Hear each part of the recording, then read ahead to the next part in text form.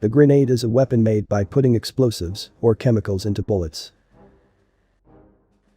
Grenade means pomegranate in French, and the name means that bullets pop out like pomegranate seeds. A grenade can be thrown with hand or fired with a gun. A grenade thrown with hand is called a hand grenade, and one that is fired by gun is called a rifle grenade. There are a few rules to be followed when a grenade is designed. First, grenades should be in size and shape that are comfortable in holders' hands. Egg shape and can shape are the common ones. Second, a grenade has to be light because it has to be thrown with arm strength. Finally, a grenade has to have delayed explosion. There has to be sufficient time for grenade to fly to the target. If there is too long of a delay, enemy can throw back the grenade thrown at them, so the delay should be short, about 3 to 5 seconds. The grenade is largely divided into 3 sections: a fuse, a body, and a filler. A fuse is a device that ignites the filler and normally uses striker release delay type and friction delay type. Striker release delay fuse is the most common form of fuse used for grenades. When the striker hits the primer, the delay element ignites the detonator, and then the explosive explodes. A detonator is a fast-acting explosive that helps the main explosive to explode. Let's take a look at different types of striker release delay fuses. It's a Mills grenade, developed in the United Kingdom. It is the world's first grenade made using a striker release delay fuse. When the safety lever is released, the press spring stretches and the striker ignites the primer. The delay element burns and ignites the detonator. Since this grenade was developed for the purpose of being used as a rifle bullet, the fuse operation time was long. Because the fuse is U-shaped, it was difficult to make this type of fuse, and the explosive power was not stable. F1 grenade is an improved version of a grenade. When the safety lever is released, the striker hits the primer as the pressed spring stretches. After the delay element burns, it ignites the detonator.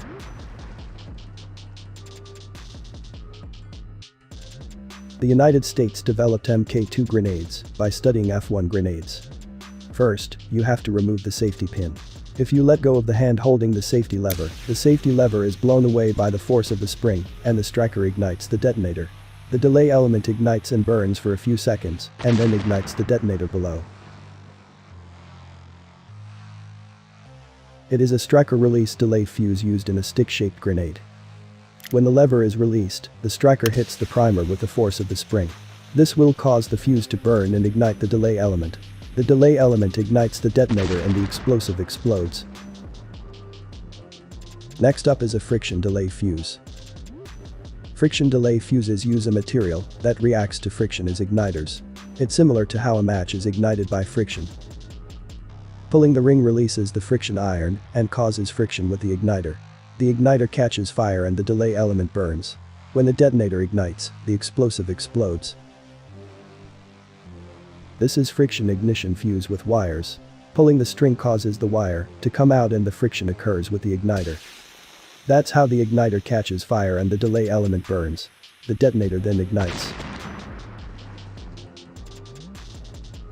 Friction ignition fuses are mainly used for stick-shaped grenades.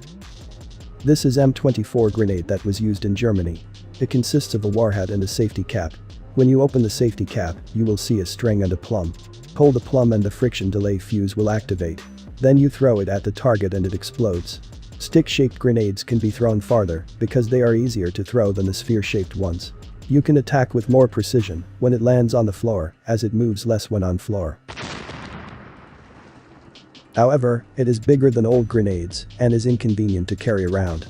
Hence, the stick-shaped grenades gradually disappeared after World War II. Let's take a look at some other fuses. First of all, the impact inertia base fuse. Impact inertia base fuse is mainly used in grenades fired by rifles. When it hits the target, its striker hits the primer from inertia and is activated. Soviet RPG-43 anti-tank grenade uses impact inertia base fuse. First, you need to remove the safety pin at the back and throw it at the target. The safety lever is removed and the power of the spring pulls the cup-shaped drogue back. The drogue acts like a small parachute that keeps the grenade stable in flight. When hitting the target, the primer is ignited by the striker. This will ignite the booster and cause the explosives to explode. The RPG-43 is a shaped charge that can penetrate light armors, concrete and wood. Anti-tank hand grenade used in the Soviet Union are identified as RPG-43, RPG-6, and RPG-3M. In order for the grenade to fly properly, there must have means of stabilization. The RPG-43 used a cloth and cup-shaped drogues, and the RPG-6 only used a cloth. The RPG-3M used a small parachute. Anti-tank hand grenades are mostly mechanically fired, rather than thrown by hand. Here is another type of striker release delay fuse. This type of fuse ignites the primer before a hand grenade is thrown. The striker and the primer are separated by a spring. Pull out the safety pin and hit the striker hard on a solid object. Then the delay element will burn, so you should throw the grenade at this time. The body is responsible for enclosing explosives and for creating fragmentation, causing secondary damage.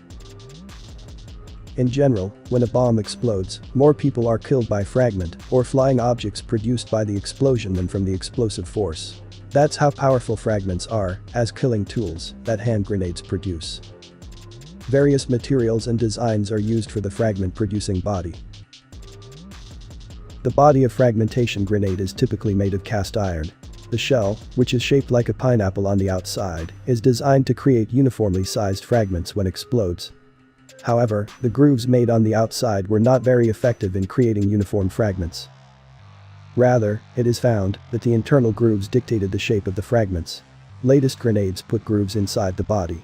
And they are made in almost spherical shapes, so that pressure of explosion spreads evenly. As explosives develop, the size of grenades is decreasing. Grenades that damage enemies by making fragments are called defensive grenades. Grenades can be broadly divided into offensive and defensive types. This depends on the situation of the person throwing the grenade. The grenade's killing radius is about 5 meters, but the fragment can and have flown 200 meters and blinded soldiers. The person throwing the grenade should get into defensive body posture because the fragments can attack himself or herself back. That's why we usually classify fragmentation grenades as defensive. Offensive grenades, on the other hand, produce little fragments or don't fly far away. An offensive grenade is used to attack enemy using the impact waves of an explosion. The impact can cause organ rupture, concussion, and shock, which can cause death. Offensive grenades can be effective when attacking enemies in enclosed spaces. Fillers mainly contain high explosives such as TNT and RDX. TNT is stable and insensitive to shock, so it explodes under the shock produced by the detonator. Grenades can be used as smoke grenades, incendiary grenades, and CS grenades depending on the purpose. In this case, the filler uses chemicals instead of explosives. Smoke grenades contain white phosphorus. The white phosphorus burns and smoke comes out. It's a different kind of smoke grenade. Smoke grenade has a hole through which smoke is released. Smoke grenade is used to shield soldiers and equipment from enemy side on the battlefield. Incendiary grenade is shaped like a beer can, and there is no vent hole in the body. When a grenade explodes, it spreads a bunch of burning napalm. Napalm is a sticky gel that contains gasoline, so it sticks to the target and burns. It is used for burning and destroying enemies' equipment, weapons. A rifle grenade is a grenade fired from gun. It flies 8 times farther than when thrown with hands. Special devices are used to fire hand grenades by rifles. Rod launchers attach a bar to a grenade, insert it into a rifle, and fire it using an empty cartridge. It uses a simple method, but it failed due to too much pressure to the rifle. So as an alternative, cup launchers were recreated. The gun's propelling gas pushes the grenade away. The grenades used in cup-shaped launchers usually have a rotating band. When a grenade flies and rotates, it can fly stably. The spigot launcher attaches to the rifle's gun point and fires a grenade. We use launcher adapters in order to use spigot launchers. Attach the grenade to the adapter and place the adapter tube into the spigot launcher. When you fire a rifle, the grenade and the adapter are blown away by the force of the explosive gas. The fins at the back help it fly stably. Spigot launchers can fire anti-tank hand grenades. The anti-tank hand grenade also puts the tube into the spigot launcher and fires it with the force of the propelling gas. It's a M31 anti-tank hand grenade. There is one primer in the front and one in the back. The front primer is an electric primer that generates electric current when it receives shock. The current generated by the primer in the front ignites the detonator in the back.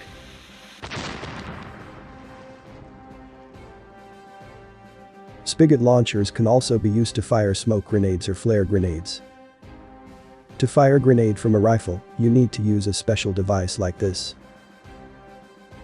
In modern times, we don't use these devices, but we use graded launcher. In the next video, we're going to talk about grenades that use grenade launchers.